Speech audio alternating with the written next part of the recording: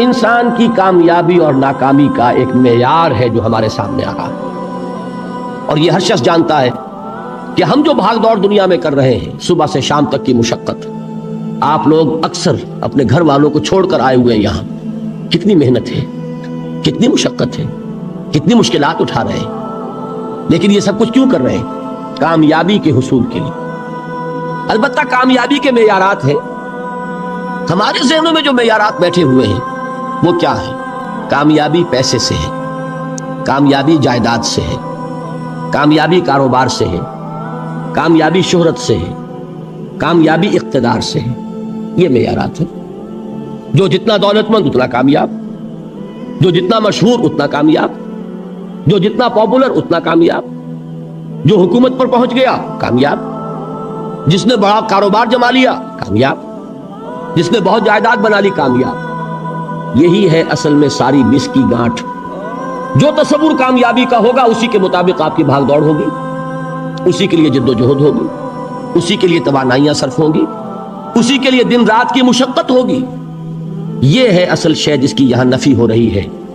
کامیابی دولت سے نہیں، کامیابی شہرت سے نہیں، کامیابی اقتدار اور طاقت اور حکومت سے نہیں، بلکہ کامیابی ہے ایمان سے، عمل صالح سے، تواصی بالحق سے، تواصی بالصبر سے۔ آپ غور کیجئے اس نقطہ نظر کا، اس ایٹیچیوڈ کا، یہ جو مینٹل ایٹیچیوڈ ہے، اس کا بدل جانا ہی انسانی شخصیت کے اندر انقلاب برپا کرے گا۔ اب آپ کا نتیجہ کیا نکلا؟ اگر تو دولت سے کامیابی ہوتی تو قارون بہت کامیاب تھا، اگر حکومت سے کامیابی ہوتی تو فرعون اور نمرود بہت کامیاب تھے۔ کامیابی ان سے نہیں ہے۔ کامیابی انسان دولت میں قارون کی دولت تک پہنچ جائے، اونیا میں دبدبہ اور اقتدار اور سلطنت اور حکومت کے اعتبار سے وہ نمرود اور فرعون کا مقام حاصل کر لے، وہ ناکام ہے، خائب ہے، خاسر ہے، برباد ہے۔ اور ابو ذر غفاری کامیاب ہے، چاہے ان کے پاس کچھ نہیں، جھونپڑی تک نہیں تھی، کوئی گھر نہیں تھا۔ حضور نے فرمایا ہے اللہ کے کچھ بندے ایسے ہوتے ہیں جو کسی محفل میں جانا چاہیں تو انہیں اجازت نہ ملے، جو کہیں اگر رشتہ کرنا چاہیں کوئی ان سے رشتہ کرنے کو تیار نہیں، کہیں کوئی سفارش کرنا چاہے تو ان کی کوئی بات ہی نہ سنے۔ لیکن اللہ کے ہاں ان کا وہ مقام ہے کہ اگر بھولے سے بھی کسی بات پر قسم کھا بیٹھتے ہیں تو اللہ ان کی قسم کی لاج رکھتا ہے۔ یہ ہے فرق، یہ جان لیجیے اچھی طرح۔ اس بات کا مان لینا آسان، اس پر سبحان اللہ کہنا آسان، لیکن اس کے مطابق آپ کے اپنے ذہن کا بدل جانا بہت مشکل، اس لیے کہ ہم متاثر ہوتے ہیں اپنے ماحول سے۔ وہ بڑا محل ہے، دیکھ کر ایک دفعہ جھرجھری آتی ہے، وہ بڑی سی 20 فٹ لمبی کار سناٹے کے ساتھ آپ کے پاس سے گزر گئی، ایک دفعہ اعصاب کے اندر ارتعاش ہوتا ہے، محسوس ہوتا ہے بڑے یہ نصیبے والے لوگ ہیں، بڑے خوش نصیب، بڑے کامیاب، حالانکہ کچھ معلوم نہیں کہ یہی سب سے بڑی بد نصیبی ہو سکتا ہے کہ یہی سب سے بڑی ناکامی ہو۔ اگر ذہنوں میں یہ بات بیٹھ جائے کامیابی کس شے ہے، یہی وجہ دیکھیے قرآن مجید میں بارہا آپ دیکھیں اولئک هم المفلحون، یہ ہے لوگ کامیاب ہونے والے۔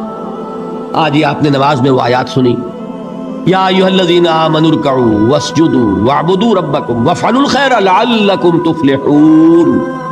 اے ایمان والو، رکوع کرو، سجدہ کرو، اپنے رب کی پرستش اور بندگی کرو اور اچھے کام کرو تاکہ تم کامیاب ہو جاؤ۔ تو کامیابی کن چیزوں سے ہے؟ یہ ہے سب سے بڑا سبق۔ یہ ہمارے دل میں اگر بات بیٹھ جائے، ٹھک جائے، تو زندگی بدل جائے گی، صبح و شام بدل جائیں گے، نقشے بدل جائیں گے، بھاگ دوڑ کا رنگ بدل جائے گا، ویلیو سٹرکچر بدل جائے گا۔ آج وہ ایک چیز نہایت اہم نظر آ رہی ہے، کل نہایت غیر اہم نظر آئے گی۔ جیسے کہ حضور کی حدیث ہے مالی ولی الدنیا، مجھے تمہاری اس دنیا سے کیا سروکار، انما مثلی کراکب استظل تحت شجرۃ ثم راح فترکھا، میری مثال تو اس سوار کی سی ہے جو تھوڑی دیر کے لیے ایک درخت کے سائے میں ٹھہرتا ہے سستانے کے لیے، پھر وہ اپنا راستہ لیتا ہے، اسے اس درخت سے مستقل تعلق اس کا نہیں ہے، وہ اس کا گھر نہیں، وہ اس کی منزل نہیں۔ اسی طرح یہ دنیا میرا گھر نہیں ہے۔ اب دیکھیے ہم کہتے ہیں انا للہ و انا الیہ راجعون، ہم تو مسافر ہیں، ہم اللہ کے پاس سے آئے، اللہ کی طرف ہمیں لوٹ جانا ہے۔ کن فی الدنیا کانک غریب و عابر سبیل، حضور فرماتے ہیں دنیا میں ایسے رہو جیسے کہ تم اجنبی ہو یا راہ چلتے مسافر۔ لیکن یہ طرز عمل کب ہوگا؟ جبکہ یہ آیت ہمارے ذہنوں کے اندر بیٹھ گئی ہو، والعصر ان الانسان لفی خسر الا الذین آمنوا وعملوا الصالحات وتواصوا بالحق وتواصوا بالصبر۔ یہ ہے اصل بات جو میں نے عرض کیا تھا کہ میں بتاؤں گا صحابہ کیوں ایک دوسرے کو یاد دلاتے تھے۔ اس لیے کہ دیکھیے جیسے برف باری اگر ہو رہی ہو، آپ باہر نکلیں گے تو برف آپ کے کپڑوں پر جم جاتی ہے نا، تو آپ جھٹکتے ہیں کپڑوں کو تاکہ برف ہٹ جائے۔ ہمارے ایمان پر اس دنیا میں رہتے ہوئے جب ہم متاثر ہوتے ہیں ماحول سے تو گردہ آ جاتا ہے، برف پڑ جاتی ہے، اس کو جھٹکتے رہنے کی ضرورت ہے، اور وہ جھٹکنے کی بہترین اور مؤثر ترین شکل یہی ہے کہ یاد رکھو کامیابی ان چیزوں سے نہیں ہے۔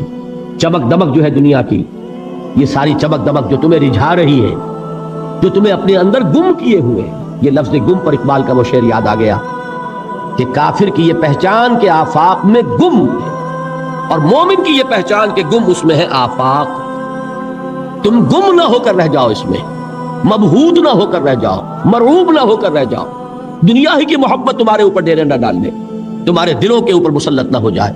لہذا تازہ کرتے رہا کرو، والعصر ان الانسان لفی خسر الا الذین آمنوا وعملوا الصالحات وتواصوا بالحق وتواصوا بالصبر۔ پھر یاد کر لو، پھر تازہ کر لو اپنے اس یقین کو کہ کامیابی دولت سے نہیں، کامیابی ثروت سے نہیں، کامیابی اقتدار سے نہیں، کامیابی شہرت سے نہیں، کامیابی جائیداد سے نہیں، کامیابی ہے ایمان سے، کامیابی ہے عمل صالح سے، کامیابی ہے تواصی بالحق سے، کامیابی ہے تواصی بالصبر سے۔ یہ چار چیزیں ہیں کہ جو کامیابی کے لوازم۔ پہلی بات یہ سمجھ میں آئی۔ دوسری بات، یہاں کامیابی کا اعلیٰ معیار نہیں بیان کیا جا رہا، بلکہ اس کا کم سے کم معیار بیان کیا جا رہا۔ میں ذرا توجہ دلاؤں گا اس بات کی طرف، سطحی طور پر ذرا ہو سکتا ہے اس میں کوئی مغالطہ پیش جائے۔ تقابل کیجئے ذرا، ایک سورۃ العصر ہے، والعصر ان الانسان لفی خسر الا الذین آمنوا وعملوا الصالحات وتواصوا بالحق وتواصوا بالصبر۔ ایک سورۃ التین ہے، والتین والزیتون وطور سینین وہذا البلد الامین لقد خلقنا الانسان فی احسن تقویم ثم رددناہ اسفل سافلین الا الذین آمنوا وعملوا الصالحات فلہم اجر غیر ممنون۔ اب ان کا تقابل کیجئے۔ سورۃ العصر یہ بتا رہی ہے کہ سب لوگ تباہی میں ہیں سوائے ان کے جو چار شرطیں پوری کریں۔ سورۃ التین میں اول تو صرف دو شرطیں بیان ہوئی، دو بیان نہیں ہوئی، کام ہلکا ہو گیا نا، آسان ہو گیا۔ یہاں چار ہیں، ایمان، عمل صالح، تواصی بالحق، تواصی بالصبر۔ وہاں ہے ایمان اور عمل صالح صرف۔ نمبر دو یہ کہ وہاں فرمایا گیا فَلَهُمْ أَجْرٌ غَيْرُ مَمْنُونَ، ان کے لیے تو بہت بڑا اجر ہے جس کا سلسلہ کبھی منقطع نہیں ہوگا۔ اور یہاں کہا جا رہا ہے وہ کامیابی ناکامی سے بچ جائیں گے۔ مستثنیٰ ہے کس سے؟ ان الانسان لفی خسر۔ یہ بالکل ایسے ہی ہے جیسے کہ کسی کو آپ بچے کو، طالب علم کو کہیں محنت کرو، کوشش کرو، فرسٹ ڈویژن میں پاس ہو جاؤ گے، اور کسی سے آپ یہ کہیں کہ محنت کرو، کوشش کرو ورنہ فیل ہو جاؤ گے۔ اب ان دونوں کے درمیان جو فرق ہے وہی فرق ہے سورۃ التین میں اور سورۃ العصر میں۔ سورۃ العصر ناکامی سے استثناء کو بیان کر رہی ہے اور وہاں چار شرطیں ہیں، اور سورۃ التین یہ اعلیٰ درجات کا بیان ہو رہا ہے اور دو شرطیں ہیں۔ اس کو قرآن مجید کے اصطلاحات سے بھی اللہ کرے کہ آپ واقف ہو جائیں۔ ایک کو ہم کہیں گے کہ ایک پر انذار کا رنگ ہے اور دوسرے پر تبشیر کا رنگ ہے۔ یہ دو الفاظ بارہا آپ نے پڑھے ہوں گے۔ سورہ بنی اسرائیل میں فرمایا حضور سے مخاطب ہو کر، وَمَا أَرْسَلْنَاكَ إِلَّا مُبَشِّرًا وَنَذِيرًا، اے نبی ہم نے نہیں بھیجا آپ کو مگر بشارت دینے والا اور خبردار کرنے والا بنا کر۔ سورہ کہف میں جمع کے صیغے میں آیا وَمَا نُرْسِلُ الْمُرْسَلِينَ إِلَّا مُبَشِّرِينَ وَمُنذِرِينَ، ہم نہیں بھیجتے رہے اپنے رسولوں کو مگر مبشر اور نذیر بنا کر۔ حضور کے بارے میں فرمایا اِنَّا أَرْسَلْنَاكَ شَاهِدًا وَمُبَشِّرًا وَنَذِيرًا۔ جمع کے صیغے میں سورہ نساء میں فرمایا رسلا مبشرین ومنذرین لئلا یکون للناس علی اللہ حجۃ بعد الرسل وکان اللہ عزیزا حکیما۔ ایک ہے ابشار، بشارت دینا، ایک ہے انذار، خبردار کرنا۔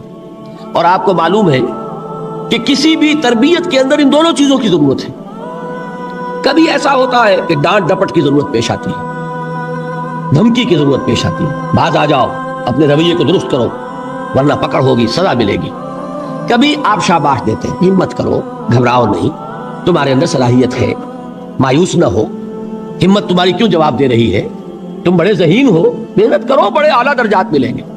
قرآن مجید میں یہ دونوں رنگ ہیں جو اختیار کیے گئے، ایک تبشیر کا رنگ ہے، ایک انذار کا رنگ۔ سورۃ العصر میں انذار کا رنگ ہے، خبردار تمام انسان ہلاکت اور بربادی کا نوالا بننے والے ہیں سوائے ان کے جو 4 شرطیں پوری کریں، الا الذین آمنوا وعملوا الصالحات وتواصوا بالحق وتواصوا بالصبر۔ تو معلوم یہ ہوا کہ یہ کامیابی کے جو منیمم پری ریکویزٹس ہیں، مجھے کہا گیا کہ انگریزی کے الفاظ کا فوراً ترجمہ کر دیا کرو، اور میں کر دیتا ہوں۔ اصل میں مغالطہ آپ کو یہ ہوتا ہے میں ترجمہ کہہ کے نہیں کرتا، لیکن اس کے بعد میں فوراً اردو کا مترادف جو ہے وہ لے آتا ہوں، لیکن میں یہ اس لیے استعمال کرتا ہوں انگریزی اصطلاحات، جیسا کہ میں نے عرض کیا تھا کہ میرے اصل مخاطب ہیں جدید تعلیم یافتہ لوگ، اور جدید تعلیم یافتہ لوگوں کے کمیونیکیشن جو ہے، ابلاغ، وہ ان انگریزی اصطلاحات کے ذریعے سے زیادہ بہتر اور صحیح تر ہوتا ہے، ورنہ وہ بات سمجھیں گے نہیں، اسی لفظ ابلاغ کو وہ نہیں سمجھیں گے اور کمیونیکیشن کو سمجھ لیں گے۔ یہ ہے اصل میں ساری مصیبت کے جو اس وقت ہمارے سامنے ہے، اس لیے یہ الفاظ ہم استعمال کرتے ہیں۔ تو میں یہ کیا عرض کر رہا تھا کہ در حقیقت ان الانسان لفی خسر الا الذین آمنوا وعملوا الصالحات وتواصوا بالحق وتواصوا بالصبر، یہ منیمم پری ریکویزٹس ہیں، کم سے کم لوازم ہیں نجات کے، ان سے کم تر پر نجات کا کوئی سوال نہیں، اس لیے کہ قسم کھا کر اللہ فرما رہا ہے، زمانے کی قسم ہے، تمام انسان خسارے میں ہے سوائے ان کے جو 4 شرطیں پوری کریں۔ تو تیسری چیز ذہن میں یہ رکھیے، یہ 4 شرطیں لازم ہیں، یہ بہت اہم نقطہ ہے۔ ابھی ہم نے کسی لفظ کی گہرائی میں اتر کر نہیں دیکھا ہے، ابھی تو ہم سرسری طور پر تذکر بالقرآن کے مرحلے میں ہیں۔ پہلی بات کیا معلوم ہوئی، اس میں کامیابی اور ناکامی کا ایک معیار سامنے آیا، ٹھیک۔ نمبر 2، یہ کامیابی کے کم سے کم شرائط کا بیان ہے، منیمم ریکوائرمنٹس۔ میں نے ایک مرتبہ ایچسن کالج لاہور میں جب تقریر کی سورۃ العصر پر، تو طلباء کے ذہن کی مناسبت کے اعتبار سے کہا کہ بھائی یہ فرسٹ ڈویژن کا بیان نہیں ہے، یہ 3rd ڈویژن میں کامیابی کا بیان ہے، اس سے کم تر پر فیلیور ہے، اس لیے کہ فرمایا گیا والعصر ان الانسان لفی خسر الا الذین آمنوا وعملوا الصالحات وتواصوا بالحق وتواصوا بالصبر۔ اسی کو میں نے اس وقت آپ کے سامنے رکھا کہ اس پر انذار کا رنگ ہے، خبردار کرنے کا انداز ہے، زجر کا، ڈانٹ ڈپٹ کا انداز ہے کہ اگر کامیابی چاہتے ہو تو یہ 4 شرطیں پوری کرنی ہوں۔ اب تیسری بات جو عرض کر رہا ہوں یہ اہم ترین ہے کہ یہ 4 شرطیں لازم ہیں۔ اگر اللہ تعالیٰ نے کامیابی کے لیے 4 شرطیں بیان کی ہوں تو سوچئے کیا مجھے یہ اختیار ہے کہ ان میں سے 1 کم کر دوں، 2 کم کر دوں، 3 کم کر دوں؟ کس کو اختیار؟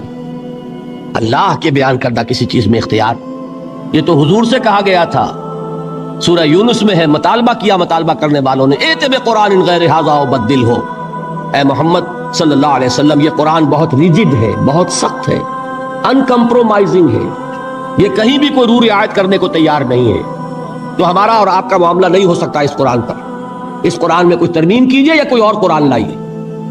تو حضور سے کیا کہلوایا گیا، قل ما یکون لی ان ابدلہ من تلقاء نفسی ان اتبع الا ما یوحی الی، اے نبی ان سے کہہ دیجئے میرے لیے ہرگز ممکن نہیں ہے کہ میں اس قرآن میں اپنے جی سے کوئی ترمیم کر دوں، کوئی تبدیلی کر دوں، میں تو خود پابند ہوں اس کا جو مجھ پر وحی کیا جا رہا ہے، سب سے پہلے میں خود اس پر عمل کرنے والا، میں خود اس کا پابند ہوں۔ تو غور کیجئے، قرآن بیان کر رہا ہے کہ 4 شرطیں ہیں نجات کی، اور آپ کے دل میں یہ بات بٹھا دی گئی ہے کہ صرف کلمہ گو ہونا نجات کے لیے کافی ہے، صرف ایمان سے نجات ہو جائے گی۔ یہ بات جو ہے ذہن میں رکھیے، ایک نجات وہ ہے جو ہزار برس تک جہنم میں کوئلہ بننے کے بعد نجات ہو، میں اس نجات کی بات نہیں کرتا، وہ نجات تو ملے گی یقیناً۔ جس شخص کے دل میں رائی کے دانے کے برابر بھی ایمان ہوگا، وہ اپنے اعمال کی، اپنے کرتوتوں کی سزا بھگت کر بالآخر جنت کے اندر داخل کیا جائے گا، جہنم سے نکالا جائے گا، اور نکالا جائے گا تو اس وقت حال کیا ہوگا، جیسے جلا ہوا کوئلہ، اس کے سوا کچھ نہیں۔ حدیث میں اس کی شرح آئی ہے۔ لیکن یہ نجات نہیں، نجات وہ کہ جو اللہ تعالیٰ میدان حشر ہی میں ہماری مغفرت کا اعلان فرمائے، اللہ تعالیٰ اول وہلے میں ہمیں جنت میں داخل فرمائے، اس نجات کی بات کرنا، وہ نجات جان لیجئے محض کلمہ گو ہونے کی بدولت نہیں ملے گی۔ اس نجات کے لیے شرط اول ایمان، شرط دوم عمل صالح، شرط ثالث تواصی بالحق، اور چوتھی شرط تواصی بالصبر۔ یہ قرآن کا بیان ہے، یہ کسی انسان کا کلام نہیں ہے کہ اس میں ترمیم کی جا سکے۔ 4 شرطیں پوری ہوں گی تو نجات ہوگی، اور اگر ان میں سے کوئی ایک، میں اس کی ایک سادہ سی مثال بھی دیا کرتا ہوں، بہت سمپل، سادہ مثالوں سے بات واضح ہو جایا کرتی۔ آپ کسی حکیم کے پاس گئے، اس نے آپ کی نبض دیکھی، نسخہ لکھ دیا، 4 دوائیں لکھ دی، یہ اتنے ماشے اور یہ اتنے تولے، یہ فلاں، یہ اتنی، بھائی 4 دوائیں ہیں، استعمال کرو۔ اب آپ نے آیا ایک اس میں سے نکال دی، 3 رکھ لی، یا 2 نکال دی، 2 استعمال کر لی، تو یہ نسخہ آپ کس کا کہلائے گا؟ یہ اس حکیم کا نسخہ نہیں ہے، یہ آپ کا اپنا نسخہ ہے۔ ہو سکتا ہے یہ نسخہ شفا نہ رہے، نسخہ ہلاکت بن جائے، اس لیے کہ آپ کو معلوم ہے، ہر شخص جو نسخہ لکھتا ہے وہ جانتا ہے، آپ کسی مرض میں ایک دوا دیتے ہیں جو بڑی تیز ہے، مضر ہے، ضروری بھی ہے دینی، ساتھ ہی اس کے لیے مصلح دیتے ہیں، کریکٹیو دیتے ہیں، جو اس کے تیز اثر کو ختم کر دے، اس کا جو مضرت بخش پہلو ہے اس کا ازالہ کر دے۔ اب فرض کیجئے آپ نے وہ تیز دوا تو خوب استعمال کی، اور اس کا جو وہ کریکٹیو تھا، اس کا جو مصحح تھا، اس کو آپ نے ساقط کر دیا، تو وہ نسخہ شفا ہوگا کہ نسخہ ہلاکت؟ نسخہ ہلاکت۔ تو جان لیجئے یہ 4 اجزاء پر مشتمل نسخہ نجات ہے جو اللہ تعالیٰ نے ہمیں عطا فرمایا۔ والعصر ان الانسان لفی خسر الا الذین آمنوا وعملوا الصالحات وتواصوا بالحق وتواصوا بالصبر۔ یہ 4 شرطیں لازم ہیں، ان میں سے کسی کے اندر کوئی کمی بیشی کرنے کا اختیار ہمیں حاصل نہیں۔ دیکھیے یہی وجہ ہے، وہ جو کتابچہ ہے میرا شائع شدہ سورۃ العصر پر، اس میں میں نے امام راضی کا ایک جملہ نقل کیا، میں حیران ہو گیا، ان کی عظمت مجھ پر منکشف ہوئی جب میں نے سورۃ العصر کی تفسیر میں ان کے یہ الفاظ دیکھے۔ امام راضی کی بات یہ ہے، اگرچہ کچھ لوگ ان سے بدظن بھی ہیں، کچھ حضرات نے یہ جملہ بھی کس دیا ہے تفسیر راضی کے بارے میں، فیہ کل شیء الا القرآن، لیکن یہ ہے کچھ اہل علم کی اندر کی باتیں آپس کی۔ امام راضی کا اصول یہ ہے کہ وہ عبارت کو سامنے رکھ کر جو اس سے نتیجہ نکلتا ہے خالص آبجیکٹیولی، معروضی طور پر وہ برآمد کرتے ہیں اور اس ٹیکسٹ کو فالو کرتے ہیں۔ چنانچہ انہوں نے جو جملہ اس میں لکھا ہے، وہ کہتے ہیں اس 3ری آیت کے بارے میں، اعلم ان هذه الآیہ فیہا وعید شدید، اس آیہ مبارکہ میں بڑی زبردست وعید ہے، اللہ کی طرف سے بڑی دھمکی ہے۔ کیوں؟ اس لیے کہ اس نے یہ طے کر دیا ہے، اس نے یہ بات واضح کر دی ہے، لأنها حکم بالخسار على جميع الناس الا من كان آتيا بهذه الاشیاء الاربعة وهي الایمان والعمل الصالح والتواصي بالحق والتواصي بالصبر، ودل ذلك ان نجات معلقة بمجموع هذه الاشیاء۔ اس آیت میں تو اللہ نے فیصلہ کر دیا ہے پوری نوع انسانی کی ہلاکت اور بربادی کا، سوائے ان کے جو 4 شرطیں پوری کریں، ایمان، عمل صالح، تواصی بالحق، تواصی بالصبر۔ اور اس سے قطعی طور پر یہ بات ثابت ہو گئی کہ نجات کا مدار ان 4 کے مجموعے پر ہے۔ وَدَلَّ ذَلِكَ أَنَّ النَّجَاةَ مُعَلَّقَةٌ بِمَجْمُوعِ هَذِهِ الْأَشْيَاءِ، یہ بہت واضح اور صحیح ہے چیز کہ جو اخذ کی ہے امام راضی نے رحمت اللہ علیہ۔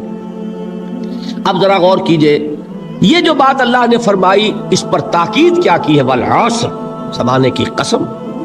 ویسے تو اللہ تعالیٰ بغیر قسم کھائے بھی جو بات فرمائے مستند ہے ان کا فرمایا ہوا، کسی شک و شبے کی گنجائش نہیں، لیکن جہاں اللہ تعالیٰ کسی بات پر چاہتا ہے زور دینا، کسی بات پر چاہتا ہے کہ تمہیں پختہ یقین ہو جائے، وہاں وہ قسم کھا کر کہتا والعصر ان الانسان لفی خسر الا الذین آمنوا وعملوا الصالحات وتواصوا بالحق وتواصوا بالصبر۔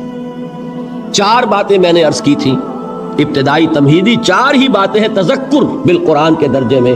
اس سورہ مبارکہ کو بحیثیت مجموعی اپنے ذہن کے سامنے رکھ کر نتیجے نکالنا، اس میں کامیابی کا ایک معیار ہے، کامیابی کے کم سے کم لوازم کا بیان ہے، اس میں جو 4 چیزیں بیان ہوئی ہیں وہ لازمی ہیں، اور نمبر 4 یہ کہ یہ نہایت مؤکد کلام ہے جس پر کہ اللہ نے قسم کھائی۔ اب آئیے تدبر بالقرآن کے درجے میں اب ایک ایک لفظ کو لیجئے، اس کی گہرائیوں میں اتریے۔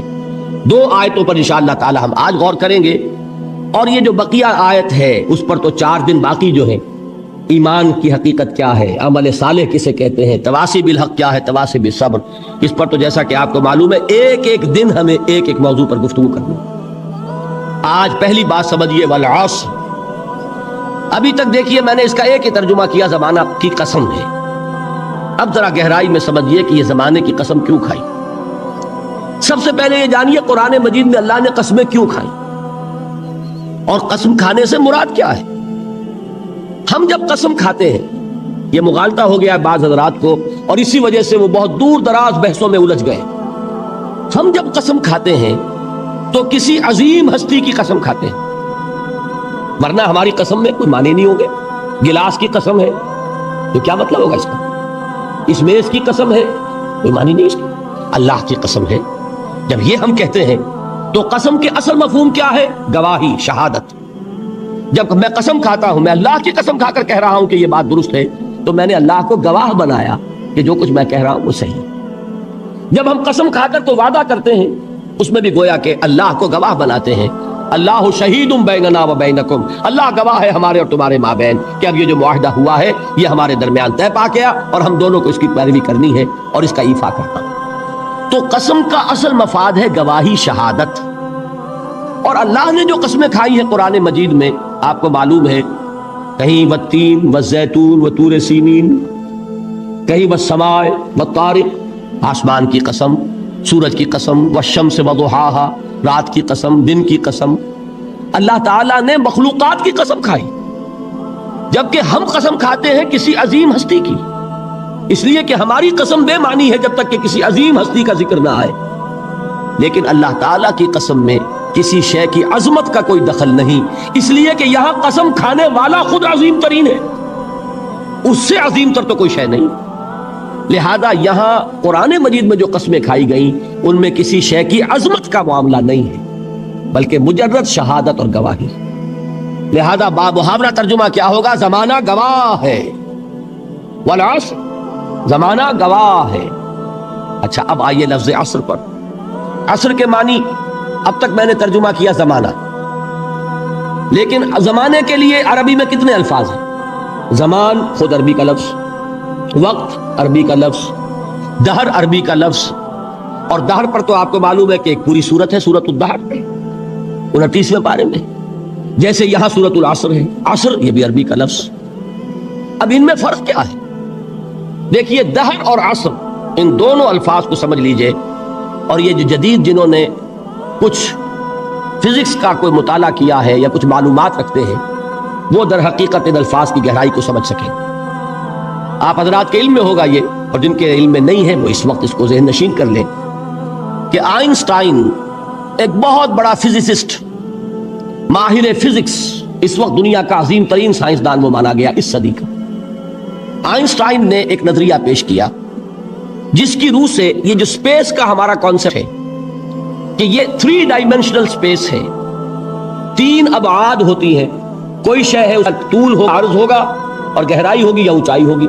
یہ 3 ڈائمینشنز ہیں. یہ کمرہ ہے، ہال ہے، اس کی لمبائی ہے، چوڑائی ہے اور اس کی اونچائی ہے.